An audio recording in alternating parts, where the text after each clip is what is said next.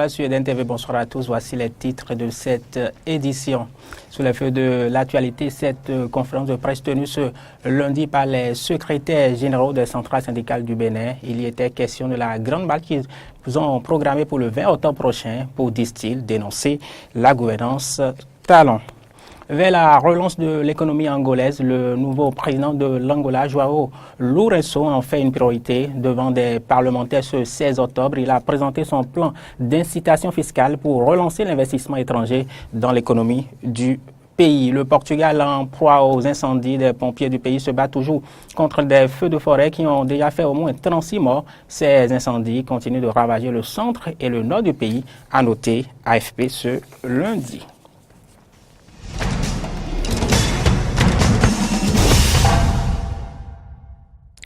Voilà pour les titres des travailleurs béninois dans la rue. C'est le vendredi prochain que cela pourrait avoir lieu à la demande des secrétaires généraux des centrales syndicales du Bénin. C'est une grande marche qu'ils préparent pour, disent-ils, dénoncer la gouvernance talon. Ils entendent également exiger un dialogue social véritable et la restauration de la liberté d'opinion.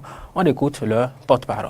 Ce tableau nous empêche désormais d'être des spectateurs joyeux, des grogneurs passifs, qui restent simplement devant leur poste téléviseur pour faire la lutte syndicale.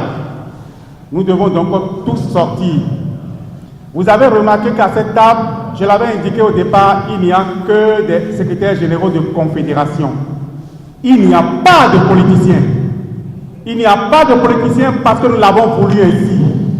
Nous avons voulu que chacun reste dans son couloir et qu'on ne vienne pas nous utiliser pour faire d'autres luttes que des luttes concernant les travailleurs. Parce que lorsqu'il s'est agi de voter la loi sur l'embauche, les députés l'ont voté malgré la lettre que nous avons donnée.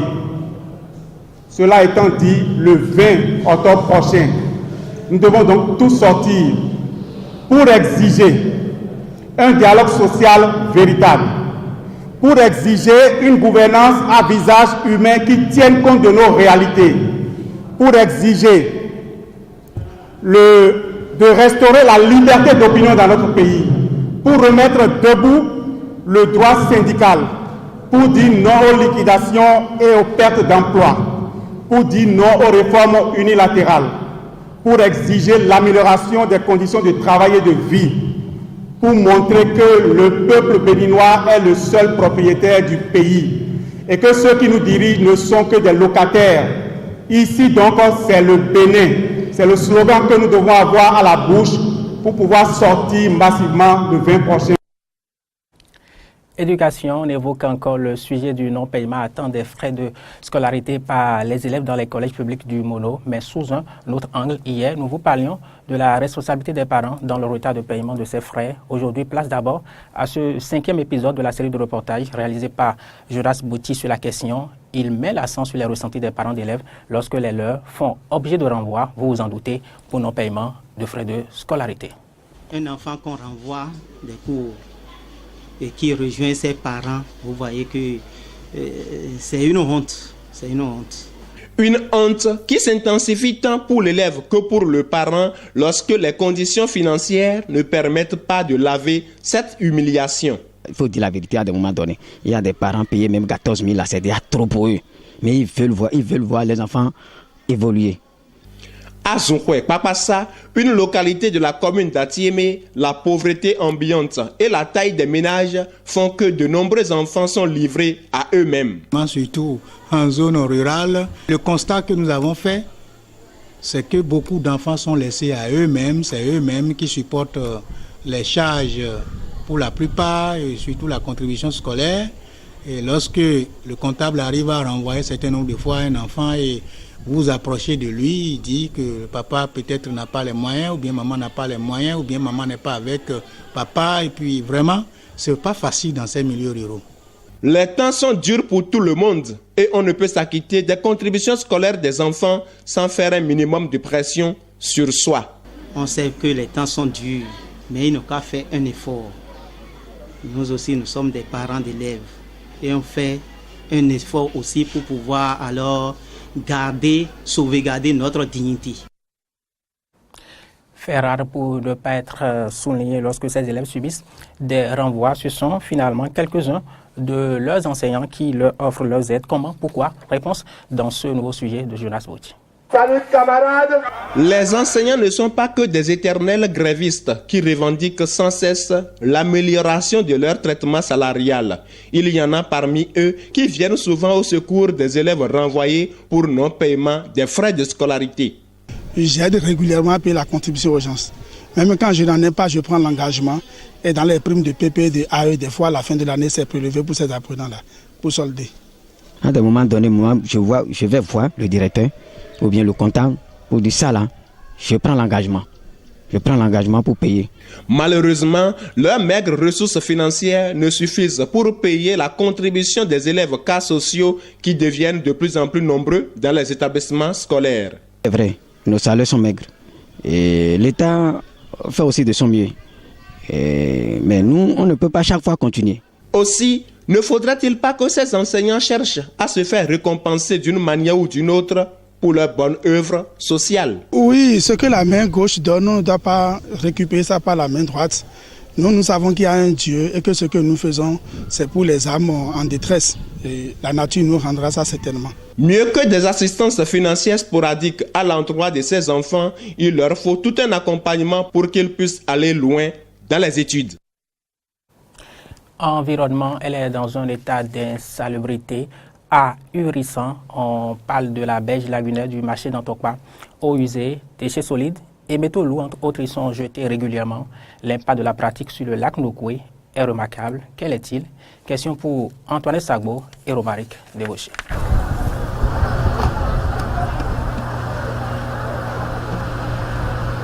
Eau usée, déchets solides ménagers, métaux lourds, toutes sortes de déchets se déversent dans le lac Nokoué ici, à la berge lagunaire au quartier Maoulé dans le marché de Dantokpa à Cotonou. Aussi, des besoins de divers genres s'y font sans gêne. À côté, on retrouve une femme qui, après avoir jeté des déchets solides dans le lac, revient à la cuisine sans aucune précaution d'hygiène. Ce sont là des actions qui relèvent de l'incivisme de l'homme et qui nuisent gravement à l'environnement et aux ressources halieutiques du lac. Le directeur général de l'environnement et du climat du Bénin, professeur Martin Aïna Pépin. C'est des déchets ménagers, il y a de la matière organique qui se dégrade et qui malheureusement va entrer en compétition avec les espèces halieutiques qui vivent dans l'eau. Parce que pour sa dégradation, la matière organique a besoin d'oxygène. Les espèces, les organismes qui vivent aussi dans l'eau ont besoin d'oxygène. Donc il y a une compétition qui se livre et malheureusement donc, nous perdons donc, une grande ressource à ce niveau. En dehors donc, de la matière organique, vous avez tout ce qui est métaux lourds. Donc lié au fait que dans nos déchets, il y a des piles, il y a de la ferraille. Et dans les piles, vous avez du cadmium, du zinc, du plomb. Et qui, une fois dans l'eau, vont se libérer dans l'organisme donc des espèces halieutiques qui s'y trouvent. Et ce qui va poser le problème donc de bioaccumulation, une accumulation à l'intérieur donc de ces espèces halieutiques. Malheureusement, ces espèces atterrissent sur nos tables aussi. Autre impact environnemental, c'est celui créé par le transport de l'essence frelatée par les contrebandiers sur le lac et le plomb qui s'y déverse lorsqu'ils se font prendre. Professeur Martin Aïna Pépin. L'eau est très chargée du fait qu'il y a certains trafiquants d'essence frelatée qui prennent donc sur cette lagune et à la rencontre soit des douaniers ou des policiers, des gendarmes, en tout cas des forces de l'ordre, vont tout rejeter donc dans cet environnement où il y a du soufre, il y a de plomb. Ce qui fait que en termes de ressources, l'eau que vous voyez là, donc cette superficie n'est plus à mesure de donner donc la quantité de poissons qu'elle doit donner malheureusement. Parce qu'il y a certains poissons qui sont appelés tout simplement à disparaître parce que nous ne pouvons pas supporter donc la forte pression exercée par les charges. Mais il y a d'autres qui se retrouvent, mais malheureusement qui accumulent et qui emmagasinent dans leurs organismes donc ces métaux lourds qui se retrouvent dans l'eau, qui emmagasinent de la matière organique et même des matières radioactives. D'après certaines études réalisées selon le directeur général de l'environnement et du climat, on constate la diminution à 50% des ressources halieutiques. Et donc, pour assainir la berge lagunaire, le gouvernement béninois a pris certaines mesures, à savoir l'aménagement et la valorisation des berges lagunaires. Le préfet du littoral, Modeste Toboula, nous parle ici des dispositions prises. Vous avez des gens qui sont des squatteurs, qui viennent s'installer sur nos berges, et qui ne se contentent pas seulement de s'installer, mais qui détruisent nos berges. Le gouvernement a choisi non seulement de les libérer pour que le domaine public soit exempt de toute occupation illégale, mais aussi et surtout de les aménager pour que l'économie locale puisse recevoir les flux financiers y afférents, parce que vous savez très bien, quand on parle d'aménagement, c'est l'installation d'infrastructures permettant de mettre en valeur ces berges-là. Le désencombrement des plans d'eau, la destruction des systèmes de pêche, à Kadia ou filé à petite maille, la libération des berges lagunaires contribueront à la valorisation du lac Nokoué qui, de ce fait, permettra de booster l'économie nationale. Une toute dernière information sur le Bénin avant d'évoquer les actualités internationales. On parle du RAVIP, c'est le recensement administratif initial à vocation d'identification de la population. L'Agence nationale de traitement et du comité technique de pilotage du RAVIP démarre l'opération le 1er novembre 2017. Selon cette agence, notre pays réalise une grande avancée avec le RAVIP. Elle invite donc tous les Béninois à participer à cette grande avancée en se faisant recenser pour la planification du développement équilibré du territoire, l'obtention de divers actes administratifs ou le bénéfice des services sociaux de base et pour la modernisation et la fiabilité de notre état civil. Détail tiré donc du communiqué de l'Agence nationale de traitement et du comité technique de pilotage du RAVIP. À la fin de l'opération, précise le document, chaque Béninois recevra une carte unique, la carte à tout faire, qui lui simplifie la vie. On en vient maintenant à ces actualités internationales. Comment relancer l'économie en Angola? Le nouveau président du pays a son idée sur la question. Il a exprimé ce lundi devant des parlementaires angolais. Il propose un plan d'incitation fiscale pour relancer l'investissement étranger dans l'économie de l'Angola. Commentaire Mori Agua. Le président angolais João Lourenço a dévoilé lundi lors de son premier discours devant le Parlement, issu des élections générales du 23 août, un plan d'incitation fiscale pour relancer l'investissement étranger dans l'économie du pays, dont il a concédé les difficultés pour cause de chute des prix du pétrole. Principal pays producteur d'or noir d'Afrique subsaharienne avec le Nigeria, l'Angola subit de plein fouet depuis 2014 les effets de la chute prolongée des coûts du baril de brut. Malgré ces difficultés, M. Lourenço a maintenu ses prévisions de croissance pour 2017 à plus de 2,1% après la contraction moins 0,7% enregistrée en 2016 et annoncé une réduction de l'inflation à 22,9% cette année contre 42% en 2016. Dans cette dernière prévision publiée la semaine dernière, le Fonds monétaire international FMI a anticipé une croissance de 1,5% en Angola cette année. João Lourenço, 63 ans, a pris ses fonctions de chef de l'État le mois dernier après la très large victoire remportée le 23 août par le mouvement populaire pour la libération de l'Angola au pouvoir dans le pays depuis son indépendance en 1975. Il a succédé à José Eduardo dos Santos qui a rayé sans partage sur le pays pendant 38 ans. Lors de son discours, Lourenço a également promis un renforcement du système démocratique et de corriger certaines pratiques générales en donnant l'exemple. L'opposition angolaise accuse le régime du MPLA de systématiquement réprimer les voix critiques et reproche à l'ex-président dos Santos d'avoir mis l'économie du pays en coupe réglée au bénéfice de sa famille et d'une élite. Malgré sa manne pétrolière, l'Angola reste l'un des pays les plus pauvres de la planète. Au Portugal, des pompiers se battent contre de violents incendies. Ces incendies continuent de ravager le centre et le nord du pays lundi et ont déjà fait de nombreux morts. Les feux de forêt qui ont continué lundi de ravager le Portugal et la région voisine de Galice en Espagne, atteints par la sécheresse et balayés par des vents violents, au passage de l'ouragan Ophelia. Ces incendies ont fait ainsi mort dans le centre et le nord du Portugal, où 7 personnes restaient portées disparues, alors que 3 autres personnes ont péri en Galice, dans le nord-ouest de l'Espagne, selon les autorités des 2 pays. Les centaines d'incendies qui se sont déclarés dimanche et lundi ont également fait 63 blessés, dont 16 graves, pour la plupart des civils, mais aussi des pompiers. Le Portugal, qui observera à partir de ce mardi 3 nouveaux jours de deuil national, avait connu à la mi-juin le feu de forêt le plus meurtrier de son histoire, qui a fait 64 morts et plus de 250 blessés près de Pedrogao. Malgré une nouvelle baisse des températures et la pluie prévue pour mardi, la protection civile a décidé de prolonger l'alerte rouge en vigueur depuis dimanche matin. Aux États-Unis d'Amérique, la lutte contre les incendies commence par porter ses fruits. Les pompiers ont marqué des points en parvenant à commencer à circonscrire des foyers les plus importants et les plus meurtriers. Ils sont 11 000 pompiers engagés dans cette lutte contre les incendies, des incendies qui ont fait au moins 41 morts en Californie.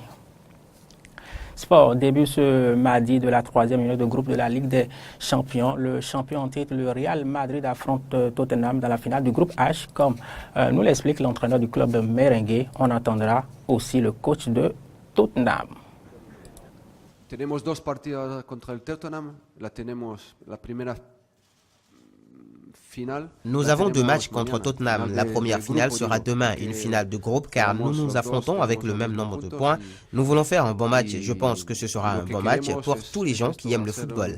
Je pense qu'ils verront un bon match. J'espère que nous prendrons les 3 points. Para toda la gente que le gusta el fútbol, yo creo que van a ver un buen partido. Y ojalá que nosotros conseguimos los 3 puntos.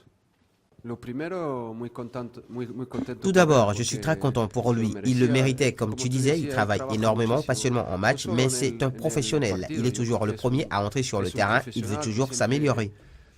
Siempre es el primero a salir al campo, que quiere siempre mejorar. Pour des joueurs anglais, venir ici et jouer à Santiago Bernabéu, c'est un rêve. Ils sont si jeunes, comme je l'ai déjà dit aux médias espagnols. C'est vrai, quand vous jouez ici, quand vous venez ici, quand vous êtes prêt, vous touchez du bout des doigts ce qu'est le vrai football. C'est une grande opportunité pour tout le monde. Tout le monde a hâte de jouer demain. The reality about football, and I think it's a great opportunity for everyone. Everyone are excited to play tomorrow. Para mí es un jugador que le gusta y se emociona. Pour moi, c'est un joueur qui adore Tottenham et aime marquer des buts pour Tottenham. Il aime porter le maillot de Tottenham. Vous savez, il était très ému quand il a vu le jubilé de Totti avec la Roma. Cela lui a donné aussi une certaine motivation. Ce que je vois, c'est seulement un joueur qui s'identifie aux valeurs de ce club et j'espère, pour les supporters et pour nous, qu'il restera encore quelques années avec nous. Et vous l'avez noté, vous avez suivi les images de l'AS Monaco. Monaco qui affronte Beşiktaş dans le cadre de la 3e journée de groupe de la Ligue des Champions. Autre affiche intéressante, Man City. Naples s'est assuré dans la poule F. C'est un duel entre Guardiola et Sarri. Et c'est la fin de cette édition. Merci de l'avoir suivi. Nos informations sont aussi à suivre sur les réseaux sociaux Facebook et Twitter et sur notre site internet benineden.tv.